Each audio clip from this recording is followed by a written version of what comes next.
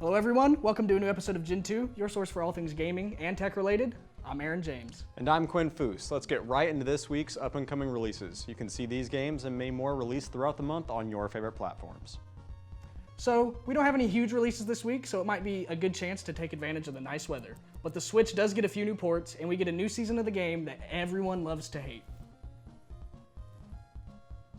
Devil May Cry 3 comes out for the Switch on February 20th. This edition includes all the sword swinging and gun swinging that came in the original package, along with the ability to play as Virgil and special Switch exclusives. Sonic the Hedgehog 2 releases for the Switch on February 20th. Just in time-ish for the new Sonic the Hedgehog movie, Sega has remade Sonic 2 for the Nintendo Switch, and plus you can play as Knuckles, so you know it's gotta be good. Fortnite Chapter 2 Season 2 releases on February 20th. As of the time of filming, we don't know much about what is in store. Most likely new skins, emotes, and map updates. We all know how Battle Royales work at this point. These games and many more will be releasing throughout the month, so be sure to be on the lookout for them. Up next, check out Wireside With me. Quinn. Him. Me. It's me.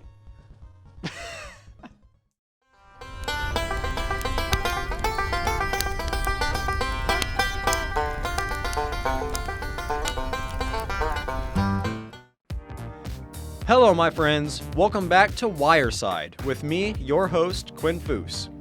Over this last weekend on Valentine's Day, the long-awaited Sonic the Hedgehog movie was released in theaters.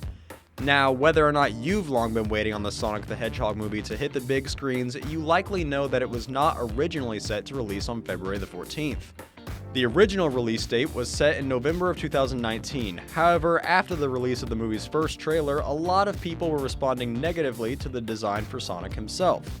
I mean, that's fair, right? He just looks like a blue teenager. The movie's director, Jeff Fowler, posted on Twitter just days after the trailer dropped, saying that Sonic's character design would be changed prior to release. So, here we are with a Sonic movie on Valentine's Day.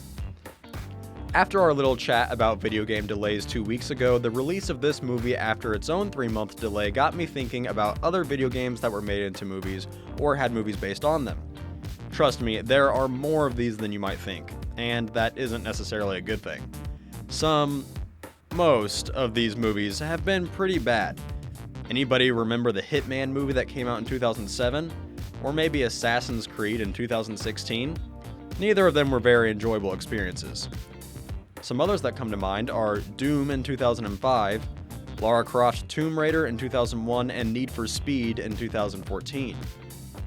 It's cool to have more famous actors like Angelina Jolie and The Rock play in a video game movie, but that's about the only plus that these films have to offer. However, contrary to expectations, some movies that have been created based on video game IPs are enjoyable. The Angry Birds movie that was released in 2016 is a strange one for sure. It definitely has its comedic moments, and the story is pretty surprising in that it's unique compared to any Angry Birds story that we've seen before in the apps. And that's another thing that makes this movie so strange. It's based on a mobile game. A movie that I can't go without mentioning is 2019's Pokémon Detective Pikachu. Pokémon is always going to draw a lot of attention from the gaming community, and this movie did just that with its bizarre and unexpected premise. Ryan Reynolds as Detective Pikachu is honestly endlessly entertaining, and the film is consistently visually eye-catching, so it's no surprise that fans overall enjoyed it. As we all know, video games are the and it seems like filmmakers think so too.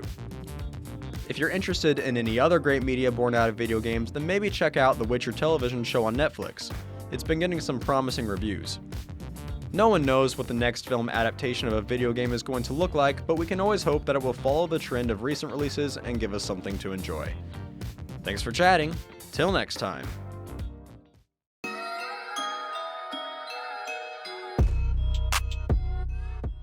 Nice of you to say, but you of all people should know there's plenty wrong with me. The Joker, one of the most iconic characters of all time, known for his psychotic homicidal behavior as well as his extremely diabolical and violent plans to terrorize the city of Gotham. The Joker has been around for 80 years, first appearing in 1940 in the first edition of the Batman comic book. Throughout the years, the clown has been shown in movies, cartoons, and video games, all with small little twists on the character. What may not be known by most about the Clown Prince of Crime is the origins and backstory of the villain himself. There's very little concrete facts about the Joker's past and is mostly a mystery. People should know. There's nothing so cruel as memory. The pointy, biting little thunderbolts, unwanted party crashers screaming through your synapses. Inescapable, unrelenting, not at all friendly. But while being evaluated by Dr. Harleen Quinzel, Joker reveals a possible origin story. The Joker had apparently been a failed stand-up comedian at Ace Chemicals, attempting to support his sick wife and their unborn child. His wife and child both died the night prior to the Joker helping a gang of thugs from the Falcone crime family break into Ace Chemicals after hours. The Joker was disguised as the infamous Red Hood during the heist that was promptly interrupted by the Batman, resulting in the Joker falling in a vat of bubbling chemicals. After being spit out of a pipe on the outside of the chemical plant, the Joker removes his disguise to see that his skin has been turned white and his hair and eyes were now green, as well as having disfigurements all over his body. These events drove the Joker insane, but he embraced his new figure and became the sadistic villain we all know today. Dr. Hugo Strange, however, claims the Joker fabricated this entire story to avoid taking any kind of responsibility for whatever actually happened. Any last requests? How about a joke? He also noted that the Joker had told at least 10 different origin stories throughout the years. It's even admitted by the Joker himself that he didn't remember what happened, and the reason he lied about his beginnings was that a friend once told him if you're going to have an origin story, it might as well be multiple choice. But with who we're talking about, this could also be a lie too.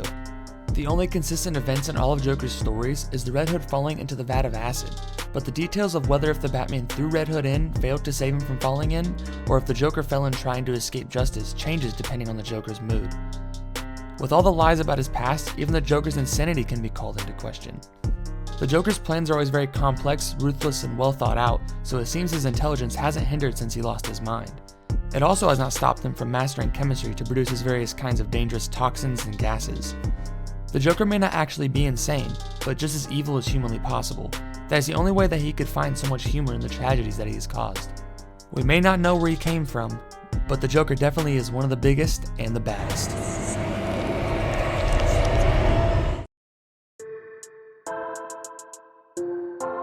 Welcome to Expectation versus Reality Week 3 here. We are definitely not in reality. We are currently in PlayStation VR Surgery Simulator, and we got Frankie, my main man Frankie here, and we're going to see if we can save Frankie's life. Did you just see that? I'm not even touching anything. Frankie's lungs are freaking out, and one of them just zoinked out of his body. Okay, well, I did pull this one out, but I didn't really mean to. Frankie didn't need it, though. Okay, what we're going to do is take this to the transplant ward, see if somebody needs it. Sorry, that wasn't the best toss. In here.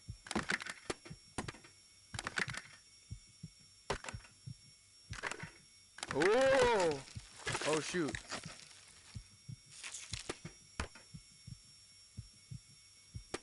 I should probably leave that right there. I think that's the new heart, but let's try to get in there, folks.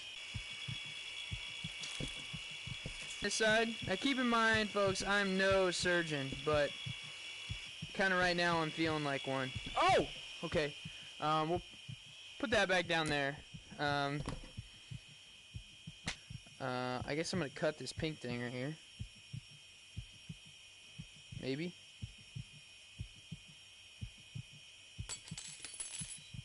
Dope. Okay, that's there. He's going down a little bit in, I don't know what that is, milliliter, ml? I'm sorry, I'm not a doctor. What is this? This looks like a balloon. I think that'll make you feel good, Frankie! Can't feel anything. Can't feel anything! No, Frankie! I'll save you! Adrenaline!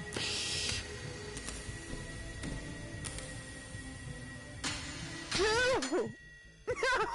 No! Wow, that's rough. Frankie, you were so young, Frankie. I'm sorry. I guess time of death 4:37 p.m. Hello ladies and gentlemen, my name is Dr. Cooper, and today we were going to be doing a routine heart transplant on our patient Yellow B. That stands for yellow banana. Not going to use a scalpel today, but instead going to use what I would consider to be an average steak knife, and we're just going to make a slight incision right here at the top and work our way all the way down. Make sure that he's not going to move. I think that that's pretty good for us. So now what we got to do is we got to get in there. So I do have this clamp that you can also use to separate the skin, as you see. So I'm just going to gently push in here, kind of pull back, and clamp this side down right there. Let's see if I can manage. Just going to kind of shimmy in there and cut that out, and it should just pop out once you kind of get around all the crevices. Okay, so we're going to set this over here on some ice. You can't see it, but it's going to be over there on some ice, and that's where it comes from. So we're just going to place it in here, and the next thing we want to do is we just got to make sure that it's in there tight and nice and not going to bunch around on anything. Hammer, we're just really going to get that hard.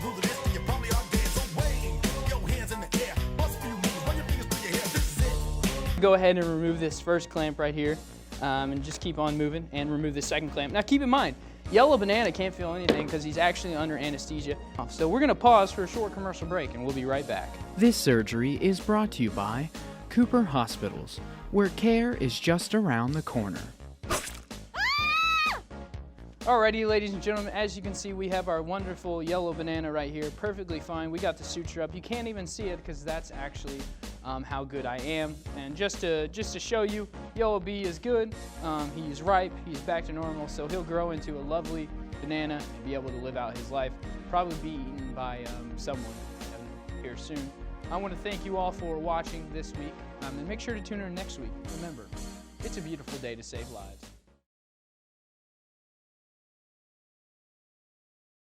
Welcome to Spooks or Goofs, where I give my thoughts on horror games. This week we're looking at the Resident Evil 2 remake. Titled Resident Evil 2, this game was a complete remake of the original, introducing a modern design to those who were familiar with the game. But as someone who hadn't played an installment of the series before Resident Evil 4, I wasn't certain what I was getting myself into. It turned out to be a chilling, bloody experience, and I wouldn't have had it any other way. The game takes place a few months after the events of the first game in the series, where, despite best efforts, a horrendous outbreak occurs in Raccoon City, infecting most of the citizens with a deadly virus that turns people into zombies and other monstrosities. Police officer Leon Kennedy and college student Claire Redfield find themselves wrapped up inside the nightmare that the Umbrella Corporation has created. Resident Evil 2 splits the campaign into two parts between Leon and Claire. Each character has a slightly different experience from what I understand, including different weapons and challenges, but I've only played through Leon's campaign so far. After I became familiar with the mechanics inside the police station, the game really opened up its box of horrors. The combat was suspenseful, easily providing the best zombie shooting I've had in a while. In Resident Evil 2, a well-placed headshot didn't kill a zombie instantly. Even if they fell down and appeared to be dead, they'd crawl back up moments later in an attempt to kill me. These zombies were difficult as well, each one seemingly having a carefully calculated fixation on me. Fortunately, you do have options of close-range melee weapons that can work when zombies get too close. Grenades, flashbangs, and knives all work to great effect. Shoving a grenade in the jaw of a zombie then shooting it is immensely satisfying. This is furthered by the fact that the zombies are deteriorating as you fight them.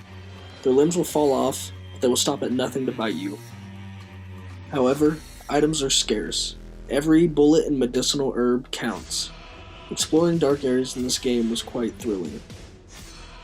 While the flashlight illuminates the dark, you have to rely on the lightning and the moonlight to help light the way as well. Matched with the haunting sound design, every step you take makes it more frightening than the last. I found myself cautiously walking down hallways of the station, approaching bodies with hesitation. Just when I'd think I was safe, I'd turn a corner and a random zombie would be grabbing me. In multiple occasions, I was ambushed by zombies hiding in the dark, and in others, I ran to avoid enemies, rarely finding myself using ammo. Even when I acquired new weapons such as the Magnum and the shotgun, I found myself in a constant state of fear and vulnerability. As for the game's puzzles, which there are quite a few of, some will put up a challenge, but I found myself using the internet for a lot of it. They're good puzzles to solve if you like that kind of stuff, I guess. My time spent running through the game as Leon had me ecstatic to hop back in and see how the night unfolds from Claire's perspective. Resident Evil 2 is top-tier spooky and earns itself 5 trench coats out of 5. Thanks for watching. Tune into Gentoo each week on KNWT Channel 8.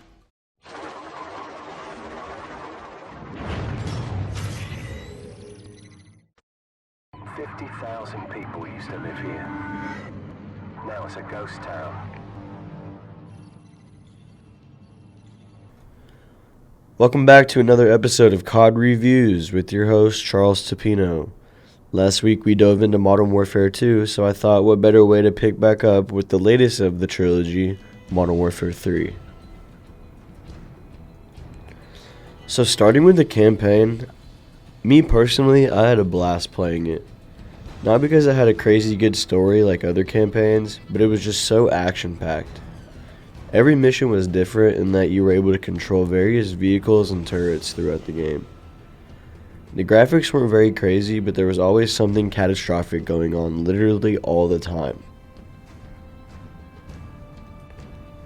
The game itself, to me, was underappreciated.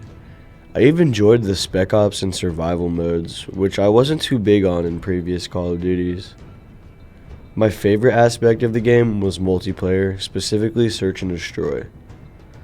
Don't get me wrong, I loved playing public matches, but when I wasn't playing public matches, I would be doing game battles with my friends.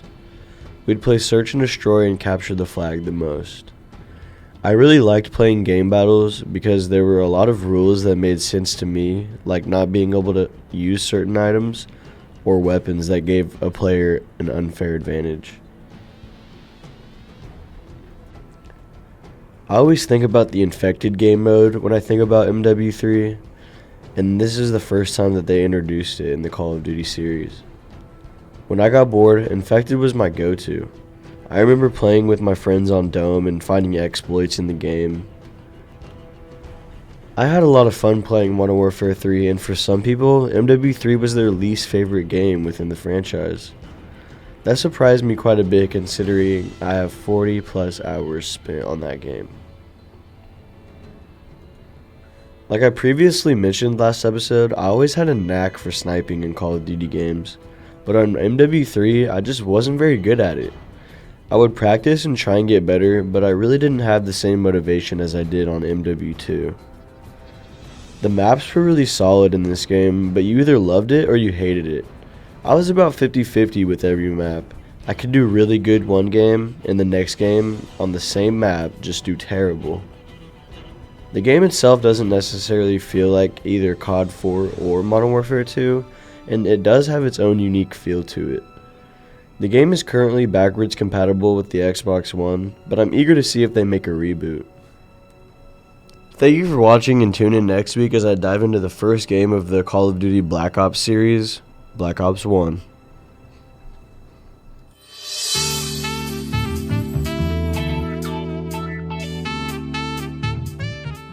Hello everybody and welcome to a new episode of Project Delta. I am currently a shell of my former self, and I'm also your host, Dalton Speece. With me this week I have... It's Nathaniel, I'm back. And last week we had the release of the remaster of Yakuza 5, so this week me and Nathaniel thought that we should bring in Yakuza 0 to kind of introduce all of our viewers to a game and a franchise that we've never really talked about before. That I never really played except for about 18 hours of it. Well, I'm going to be honest because since I don't have a PlayStation, I have never been able to play a Yakuza game, but I have seen Let's Plays, and after watching them, Yakuza is definitely a game that I would consider picking up if I ever found myself with the PlayStation 4, you know, just like maybe I'm walking somewhere and somebody left one on a street corner. I mean, and I was like, dude, you know what? I can play Yakuza now. I would say, yeah, I would have never bought this if it weren't free for PlayStation Plus, just because, it's He's.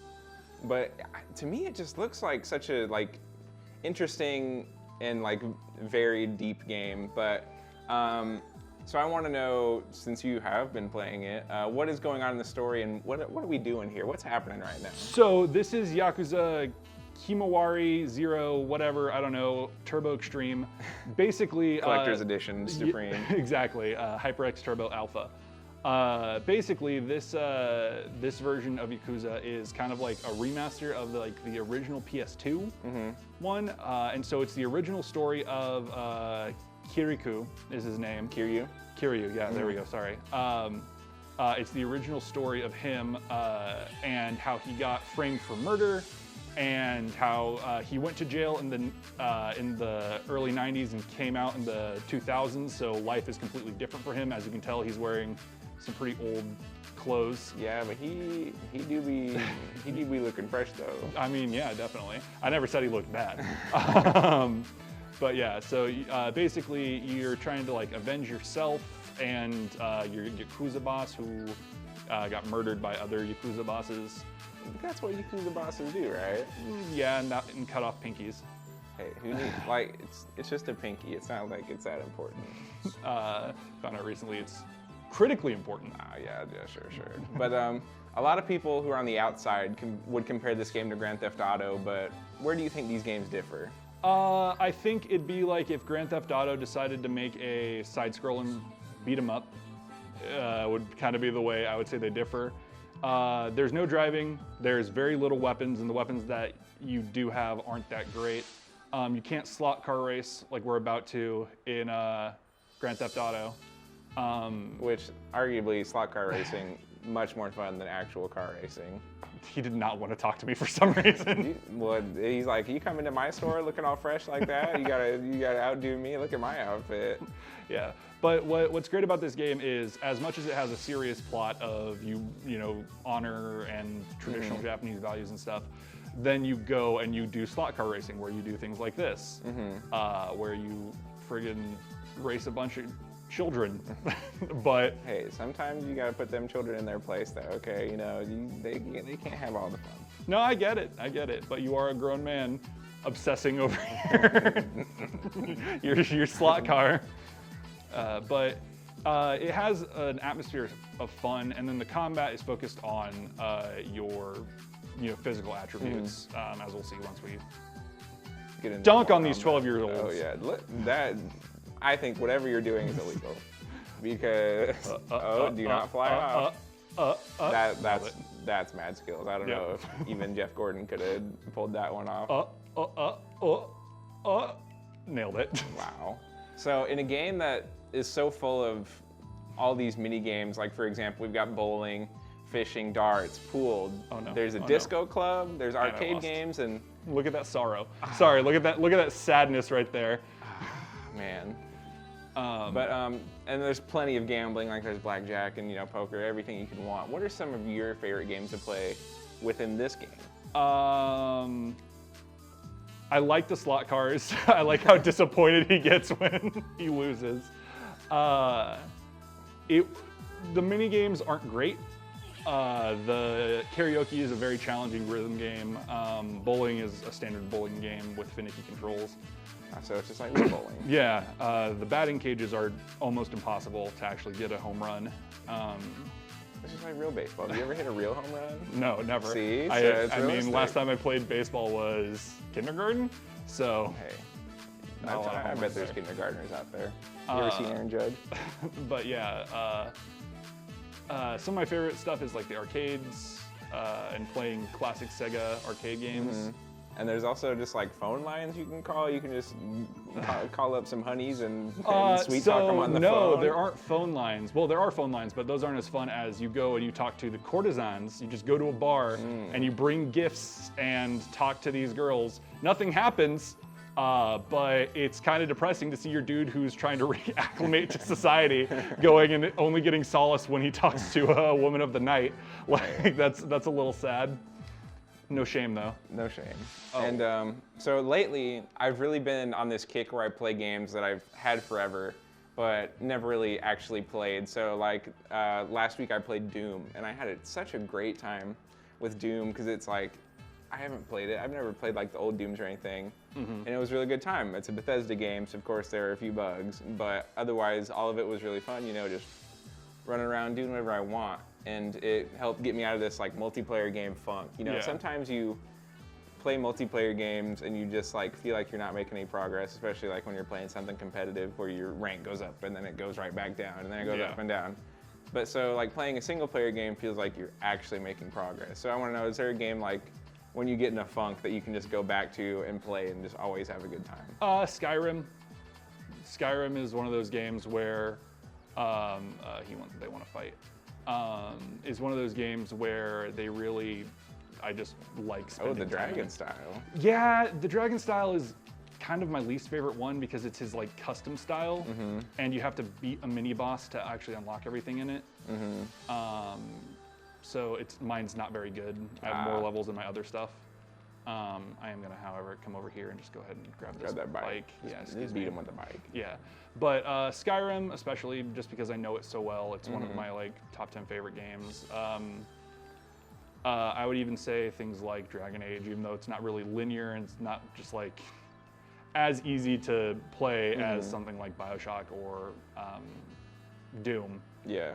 It's still home. It's comfortable. Yeah, and I myself have tried getting into Dragon Age like a couple of times, and I don't know, maybe my attention span is too short. This dude is huge. Look at this dude. I'd say that is a unit right there. I want his hair. Anyway. His hair. Just scalp him and it's just... I mean, I could. Maybe. I don't know. Oh, they want me. Oh, here we go. The ruffians. Yeah, I guess ruffians. it's better than Russians. Yeah. Probably. But yeah, Dragon Age is one of those games where I'm still working through a replay of Dragon Age Origins, which came out, I don't know, like 5, 7 years, 10 years ago. I don't know. Yeah. And so the final question is with you just destroying that man with a bike. With the new Yakuza 5 remastered coming out, and of course all the other ones have been remastered before it, is there any chance that you are thinking about going back and maybe finishing this game and then trying to get into the others just to maybe really get the experience of Kiryu and what he's all about? I just realized I'm walking towards plot accidentally. We don't need a 2-hour cutscene. You know, I would definitely... Is this Death Stranding? 2-hour cutscenes? And you walk a lot, crazy. You can't build ladders though. But yeah, I wouldn't mind getting into it, but it's definitely not at the top of my list of games I want to buy. It'd be like, oh, it's $16 now on the store. Okay, I'll try the next one. I would like to beat this one. It's just so long. There are so many cutscenes, and if you don't get the plot, you're not going to know where to go because it suffers from Shenmue-itis, where you have to follow real street signs and like know where you're going. Not really just like, there's no like quest markers, really. Well, you know where we are going is off the air because this episode is over. Thank you, Nathaniel, for coming in, and we'll see you next time.